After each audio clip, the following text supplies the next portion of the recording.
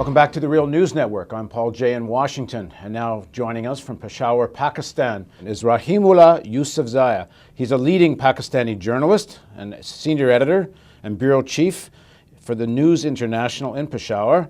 He's also one of the handful of journalists who's interviewed Osama bin Laden and Mullah Omar, the leader of the Taliban. Thanks very much for joining us, Rahimullah.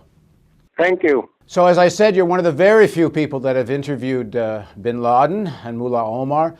First of all, do you believe bin Laden is in Pakistan? And what do you think is the relationship between Omar and Al-Qaeda? I doubt if anybody knows about the whereabouts of Osama bin Laden. The Americans and the Pakistani authorities, they have been trying to hunt him down for the last 8 years, but they have failed.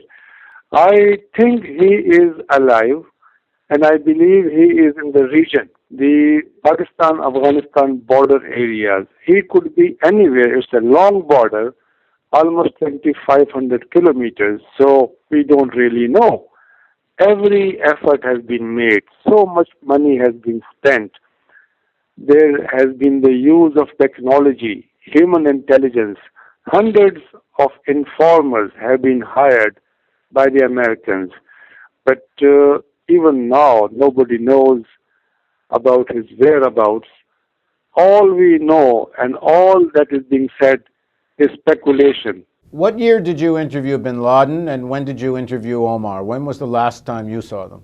I met Osama bin Laden twice in 1998 and interviewed him in May and December. But those interviews were done in Afghanistan.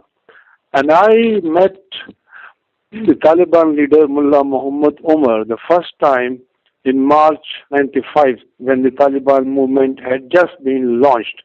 And then I kept meeting him once or twice or thrice a year, and I think I have met him more than a dozen times. The last meeting was after 9/11, and after that, I don't know if he has met any journalist or given any interview.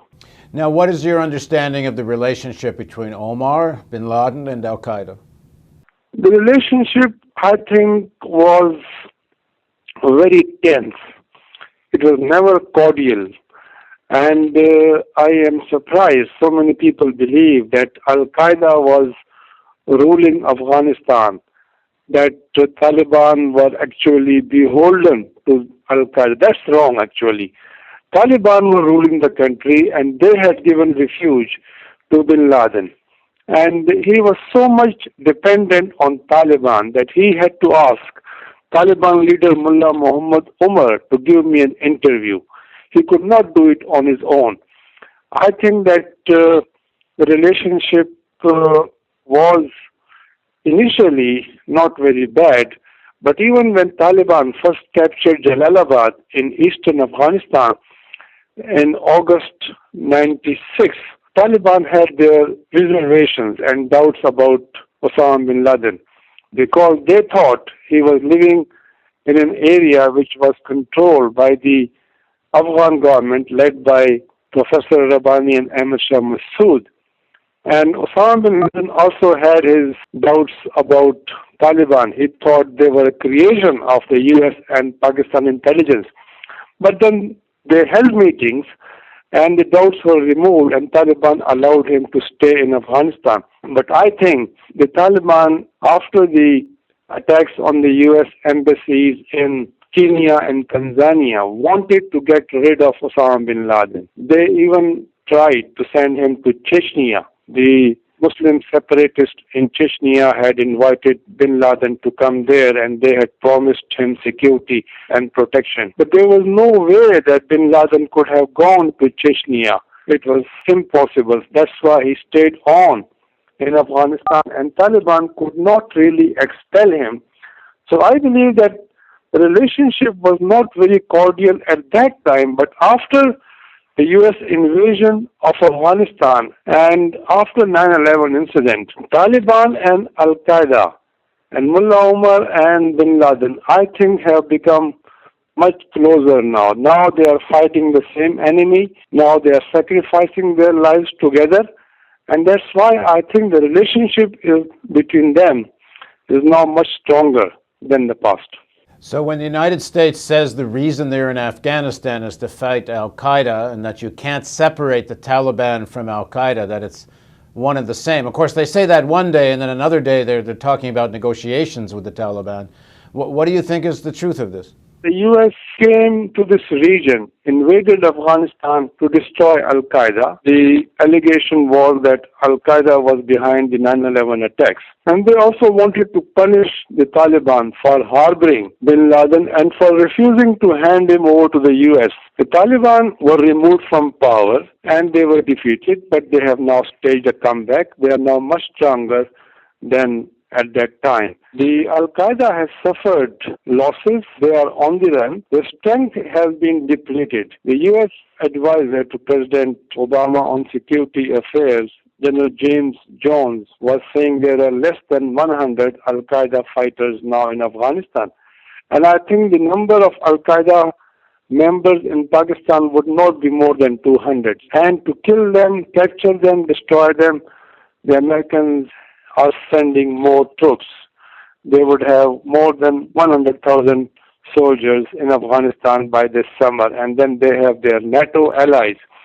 It's a huge force, and they are trying to fight and destroy these 300 Al-Qaeda people. That makes one think that that's not really why they're there. I mean, why do you think the Americans are in Afghanistan in such force? I think that they don't want Afghanistan to again return to Taliban rule. So now the main fighting is against Taliban.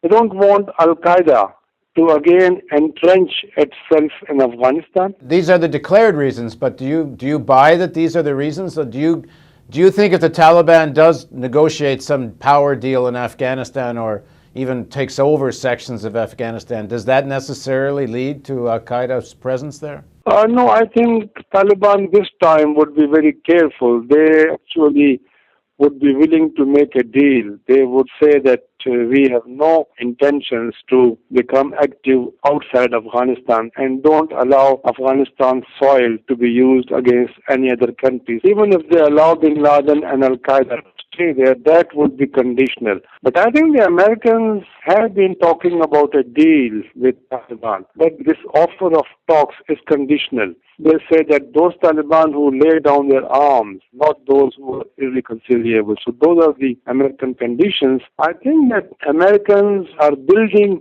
such a huge air bases and military barracks in Afghanistan in places like Bagram and Kandahar and Khost and Jalalabad. It's not, I think, for a short stay here. They want to retain some bases in Afghanistan, even if they withdraw most of their forces. They would like to maintain a military presence because I think they feel that Iran is still not friendly to the U.S. There is the threat from China, and Pakistan has been very unstable. And then there are these huge energy reservoirs in the Central Asian region, in the Caspian Sea. So I think Americans would like to maintain a military presence to ensure that American interests are protected and American imperial designs are advanced in this region. Well, in the next segment of our interview, let's talk further about the battle in Marja. Please join us for the next segment of our interview with Rahim Mullah